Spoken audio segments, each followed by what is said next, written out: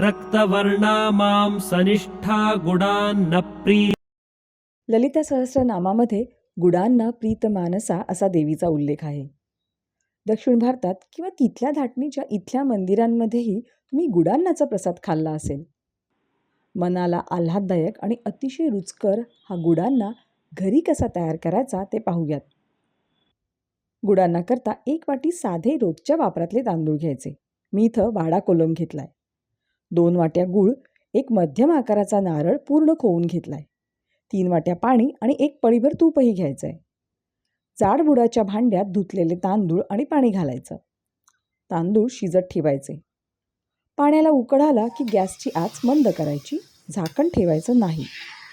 तांदळात मध्ये मध्ये काविलता फिरवायचा आहे. भाताचं शीत शिजलंय का पाहायचं. शीत चांगलं शिजू देत, पण मोडायला नको.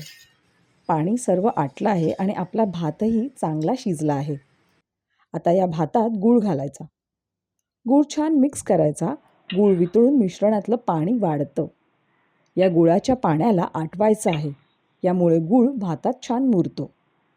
मध्ये मध्ये काविलत्याने मिश्रण ढवळायचं, म्हणजे खाली लागणार नाही. साधारण 8 ते 10 मिनिटांनी गूळ आळून हे बघा मिश्रण बऱ्यापैकी घट्ट झालंय.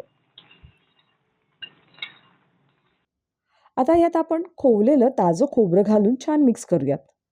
हे सर्व एकत्र 3-4 मिनिटं मंद आचेवर शिजू देत. एक महत्त्वाची गोष्ट म्हणजे गुडांनामध्ये वेलची, जायफळ किंवा सुकामेवा घालत नाही. भात, गूळ आणि खोबरं सर्व छान मिळून आलंय. आता यात 1 पळीभर तूप घालून छान मिक्स करायचं. 2-3 मिनिटं मंद आचेवर राहू देत. भाताचं शीत मोडलं नाहीये आणि सर्व जिन्नस एकरूप झालेत. गुडांना म्हणजेच गुळाचा नारळी भात तयार आहे.